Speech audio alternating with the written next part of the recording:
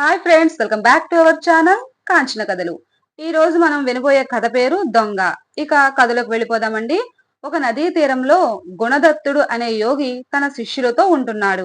ఒక రోజు ఆయన మానవ సేవయే మాధవ సేవ అని శిష్యులకు బోధిస్తూ ఉండగా అక్కడికి ఒక మనిషి వచ్చాడు. వాడు నల్లగా, ఎత్తుగా, బలిష్టంగా ఉన్నాడు. వాడి బుర్రమీసాలు చూస్తే ఎవ్వరికైనా భయం పుడుతుంది. తన పేరు భీమన్న అని, బందిపోటు దొంగతనాలు చేస్తూ ఉంటానని వాడు యోగికి చెప్పాడు. భీమన్న పేరు వింటేనే శిష్యులందరూ వణికిపోయారు. బందిపోటు భీమన్న చాలా ఘోరాలు చేసి పచ్చి నెత్తురు తాగే కసాయివాడన్న పేరు తెచ్చుకున్నాడు. వాడిని పట్టి బంధించిన వారికి ₹1,00,000 బహుమానాన్ని కూడా ప్రకటించాడు రాజు. యోగి వాడిని ప్రశాంతంగా పలకరించి వచ్చిన పని ఏమిటి అని అడిగాడు. నాకు జీవితం అంటే విరక్తి కలిగింది. నేను చేసిన తప్పులు నన్ను పిశాచాల్లా వెంటాడుతున్నాయి. తమరు నాకు జ్ఞానబోధ చేసి సన్మార్గంలో పెట్టండి. నా పాపాలు కడిగే మార్గం చెప్పండి అన్నాడు దొంగ భీమన్న. అయితే నీవు రాజును కలుసుకో. నేను నిన్ను పట్టుకున్నానని చెప్పు. ఆయనకు లొంగిపోయి ఆయన ఇచ్చే శిక్షను సంతోషంగా స్వీకరించు. రాజు నాకు ₹1,00,000 బహుమతిని పంపించాక కొంతకాలం పాటు నేను నా ఆశ్రమాన్ని వృద్ధిపరుచుకొని నీ వద్దకు వస్తాను అన్నాడు యోగి. సరేనని భీమన్న వెళ్ళిపోయాడు. అప్పుడు శిష్యులందరూ, స్వామి, వీడు మహాపాపి. మీరు వీడితో మర్యాదగా మాట్లాడటం మాకెంతో ఆశ్చర్యంగా ఉంది. వీడి కారణంగా వచ్చిన డబ్బు మనకు వద్దు. వీడిని మీరు ఎప్పటికీ శిష్యుడిగా స్వీకరించడానికి వీల్లేదు అన్నారు.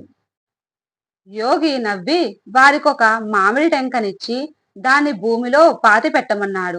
వారి మాటలకు మాత్రం ఏమీ సమాధానం ఇవ్వలేదు.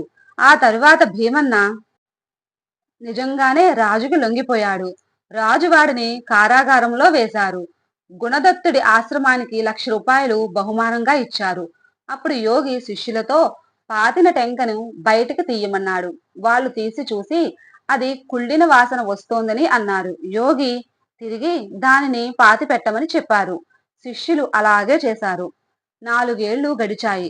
గుణదత్తుడి ఆశ్రమం బాగా విస్తరించింది. ఒక రోజు ఆయన శిష్యులను పిలిచి, కొన్నేళ్లు క్రితం మిమ్మల్ని ఒక మామిడి టెంకను పాతి పెట్టమని ఇచ్చాను. దానిని తీసుకుని రాగలరా అన్నాడు. అయ్యో, ఇంకా ఆ టెంక ఎక్కడుంది? అది మొక్కగా మొలిచి చెట్టుగా మారి ఈ ఏడాది పూత పట్టింది కూడా అన్నారు శిష్యులు. అయితే ఆ చెట్టు కాసిన పళ్ళును ఈ ఏడాది సుఖంగా తింటారా, లేక కుళ్ళు టెంకలోంచి వచ్చిన చెట్టుని దాన్ని అసహ్యించుకుంటారా అన్నాడు యోగి. శిష్యులు ఆశ్చర్యపడి, ఆ చెట్టు మన ఆశ్రమంలో ఒక భాగం. దాన్ని ఎందుకు అసహ్యించుకుంటాం? ఏ చెట్టైనా కుళ్ళిన విత్తనంలో నుంచి రావాల్సిందే అన్నారు.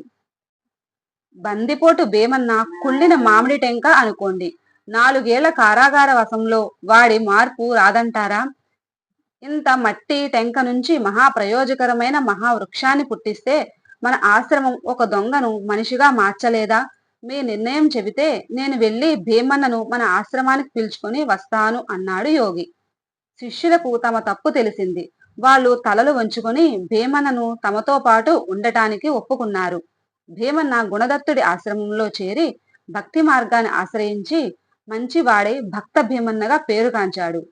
ఫ్రెండ్స్, మీకు కనుక ఈ కథ నచ్చినట్లయితే లైక్ చేయండి, షేర్ చేయండి, సబ్స్క్రైబ్ చేసుకోండి. Thank you.